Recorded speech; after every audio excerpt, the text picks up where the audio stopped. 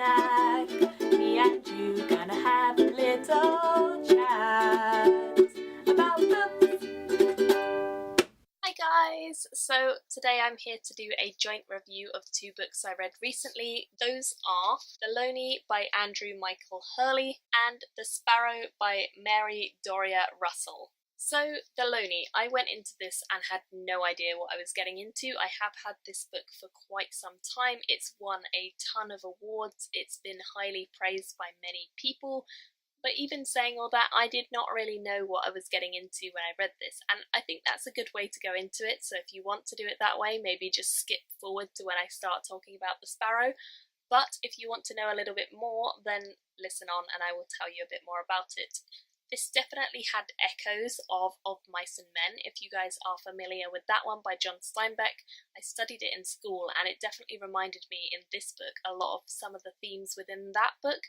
We have a few main characters that we're following, particularly it's mostly based around one small village of people and their community, and there's definitely a sense of like eerie, creepy undertone to the entire story. We have two main characters who are brothers, and one of them obviously has some sort of impairment or some sort of mental problem, and that really resonated with me and kind of reminded me of Lenny from Of Mice and Men, which is why I mentioned that.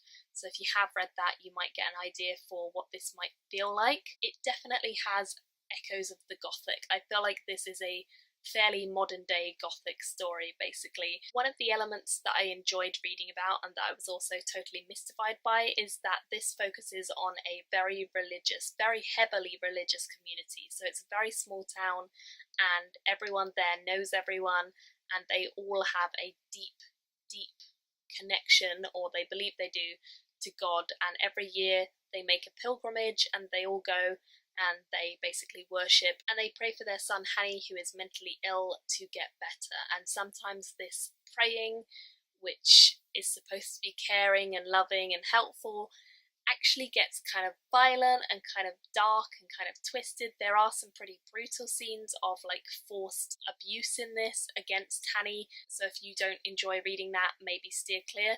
So definitely it's got some really hard-hitting moments that made me quite sad for the main character of Hanny and felt for him a lot. Basically, this whole community is a very devout one who are constantly searching for God but are maybe quite misguided. Their previous priest was not necessarily the best person to tell them how to praise God, and they've got a lot of ideas into their heads that maybe are not the best.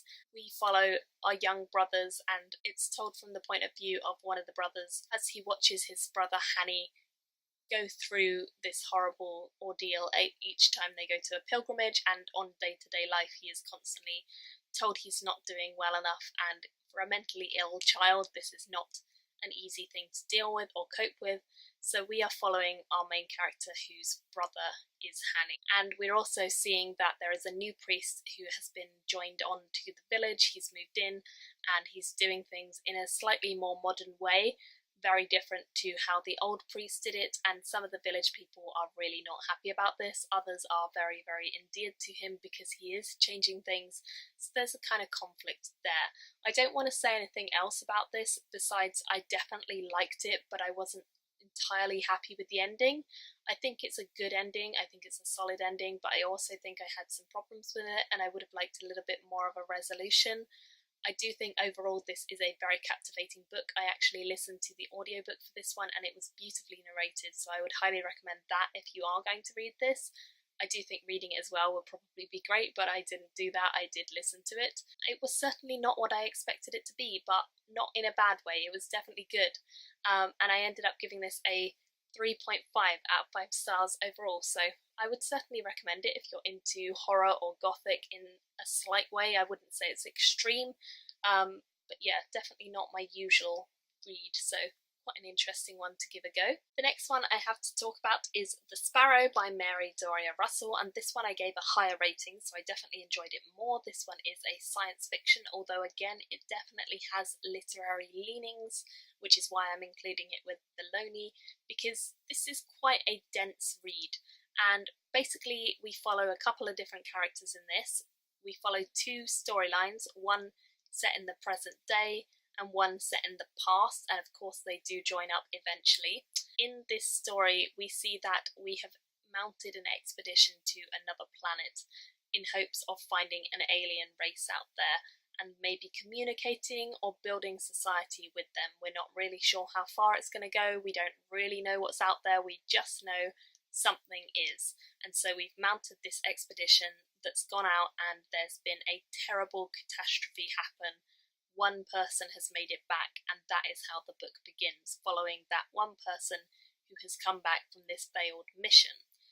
We follow this person throughout the entire narrative, constantly trying to find out what happened, although we don't know for a lot of the book, and we are trying to uncover it via other characters asking R1. The other storyline is this same character and his group of friends as they attempt to pilot this mission, where they make contact with aliens and basically the whole backstory of what happened. So we are seeing these two stories interlinked. Every chapter skips from one to the other, and eventually they do come together and we do get a lot of explanation.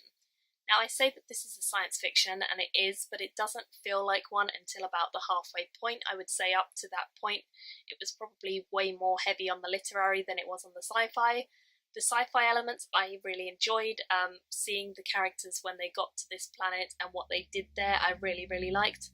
Seeing the build up to that was really interesting because it's very deep in philosophy, and it talks a lot or theorizes a lot about various ideas, which are interesting but also quite heavy, so be aware that probably this isn't a book to read as a light read. It's quite a dense one. It's going to make you think. It is a very fascinating read, and there are so many big topics that are tackled in this book, but I just feel like it was quite slow going at first. It was definitely a bit of a trek to get through that first 100 or so pages. Once I got to the midpoint, I think things really started rolling and I was very captivated by it. The characters themselves were all interesting individuals, and I think that you have a lot of sympathy for them and you have a lot of empathy for them as they go through the trials and such that they do. But overall, I think it could have been a bit shorter and a bit snappier in the beginning, because that really would have helped to get me into it. I persevered with this one because Mercedes and lots of other people were reading it with me. I'm so glad I did, because I actually ended up finishing this first and really enjoyed it, and then no one else really finished it for a while, so I was just on my own kind of thinking, well, I really enjoyed it. But yeah, I did really enjoy it. It was very easy to read once that halfway point hit and everything clicked and things started coming together and the action kicked off and everything was go. So if you can get to that point, I think you'll like it. If you don't like it from the outset, it doesn't change massively. It's just things start to come together and that's where the action begins. So I really did like this. I do think it's a book that not everyone will like, but if you do like the sound of it, maybe give it a go. And I ended up giving this one a 4 out of 5 stars overall. So, as always, let me know if you've read this one, or if you have read this one as well. I would love to know in the comments below. Thank you all so much for watching, and I will see you in my next video. Bye! Thank you for watching my video today. Go pick up a book, then come back and chat with me again.